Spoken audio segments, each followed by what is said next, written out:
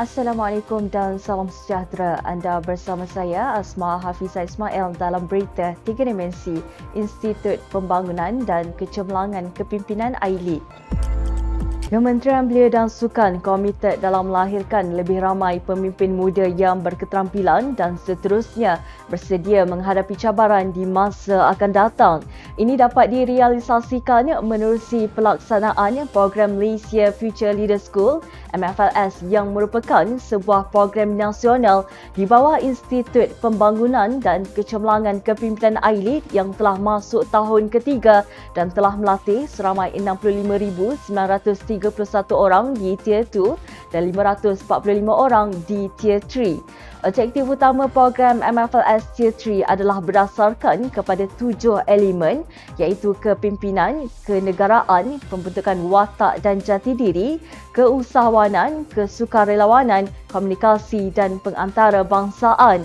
Yang Berhormat Datuk Seri Ahmad Faizal Datuk Azumu, Menteri Belia dan Sukan telah meluangkan masa beramah mesra dengan peserta program MFLS Tier 3 tahun 2022 dalam majlis Haiti YB Menteri Belia dan Sukan di International Youth Centre IYC Kuala Lumpur. Menurut Yang Berhormat Datuk Seri Ahmad Faizal, perbelanjaan besar bagi menjayakan program MFLS membuktikan kerajaan komited dalam menyalahkan bakat kepemimpinan golongan muda dan seharusnya peluang dan amanah yang diberikan dapat dimanfaatkan untuk memperkukuh dan menyalahkan bakat kepemimpinan sehingga menyumbang kembali kepada masyarakat dan negara. Tambah beliau lagi, AILID akan terus mengupayakan alumni MFLS berjumlah 60,000 orang untuk menyertai Angkatan Belia MFLS ABM dan penyertaan mereka dalam ABM yang juga Pertubuhan Belia berdaftar sejak 2019 bukan saja dapat memperkukuhkan nilai kepemimpinan, malah berupaya memupuk semangat berpersatuan. Turut hadir sama ialah Yang Berhormat Senator Datuk Seri Tilian Ke, Timbalan Menteri Belia dan Sukan serta pengurusan tertinggi Kementerian Belia dan Sukan KBS. Sukan dapat dilihat sebagai medium yang paling berkesan untuk memupuk perpaduan dalam kalangan rakyat Malaysia yang berbilang kaum sekaligus dapat melahirkan pemimpin yang mampu mempengaruhi masyarakat lain. Sehubungan dengan itu, AILID menerusi program Malaysia Future Leader School MFLS Tier 3 tahun 2022 telah mengadakan sesi bual bicara bersama ikon sukan iaitu Saudari Sharon Wee yang merupakan bekas pemain squash nombor 1 negara yang juga merupakan pengulas sukan Astro Arena bagi berkongsi pengalaman membentuk jati diri sebagai seorang pelajar, pemain squash negara dan kehidupan selepas bersara daripada menjadi seorang atlet.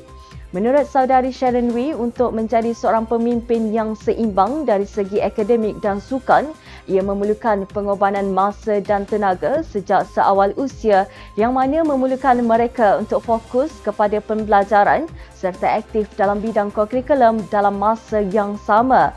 Tambah beliau lagi, pemimpin yang berjaya perlu mempunyai pengetahuan, visi dan perancangan, komunikasi yang baik, berkeyakinan, sentiasa adil dan saksama, mempunyai keinginan untuk terus belajar, beretika serta sentiasa mendorong masyarakat untuk turut terlibat dalam menyumbang kembali kepada komuniti. Semoga perkongsian sebegini dapat menambahkan ilmu pengetahuan para belia dalam menjadi pemimpin di masa hadapan yang mempunyai hala tuju yang mampu membangunkan lagi negara daripada pelbagai aspek khususnya bidang sukan. Rukun negara merupakan satu ideologi negara untuk mencapai perpaduan kaum demi keharmonian dan kemakmuran Malaysia.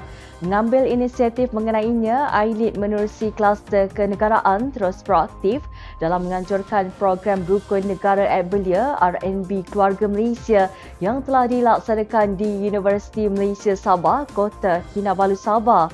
Menurut Yang Berusaha Encik Syahrir Zaman Abdul Wahab, pengarah kluster kenegaraan AILID, program ini bertujuan untuk memberi fokus berkaitan evokasi keluarga Malaysia yang berpandukan Perlembagaan Persekutuan dan Perjanjian Malaysia 1963 yang memberi penerangan dan kefahaman kepada mahasiswa mengenai peri pentingnya Perjanjian Malaysia yang menjadi sijil lahir kepada penubuhan Malaysia. Tambah beliau, prinsip-prinsip yang terkandung dalam rukun negara merupakan kunci kepada keharmonian dan perpaduan kaum demi kejayaan dan kestabilan jika setiap rakyat Malaysia cakna tentang kepentingannya. Eksplorasi keluarga Malaysia turut dilaksanakan di mana setiap peserta perlu menyelesaikan tugasan di setiap checkpoint yang menjurus kepada aktiviti pembinaan watak dan karakter keluarga Malaysia selain aktiviti kenegaraan. Semoga pelaksanaan program sebegini, golongan belia akan dapat mengingati dan mengamalkan prinsip-prinsip rukun negara, seterusnya dapat meningkatkan lagi semangat cintakan negara dalam kalangan mereka. Setiap hari kita boleh memilih bagaimana untuk menggunakan tenaga yang kita miliki, sama ada untuk mencapai matlamat kita atau menjauhkan kita dari matlamat kita. Pilihan kita dalam kehidupan yang menentukan kehidupan kita. Sekian dulu dari saya. Terus ikuti kami di semua platform media sosial iLead. Jangan lupa temui kami pada jam 3 petang dengan 3 berita penting 3 kali seminggu pada hari Isnin, Rabu dan Jumaat hanya di Berita 3 Dimensi. Saya Asma Hafizah Ismail. Assalamualaikum dan salam keluarga Malaysia.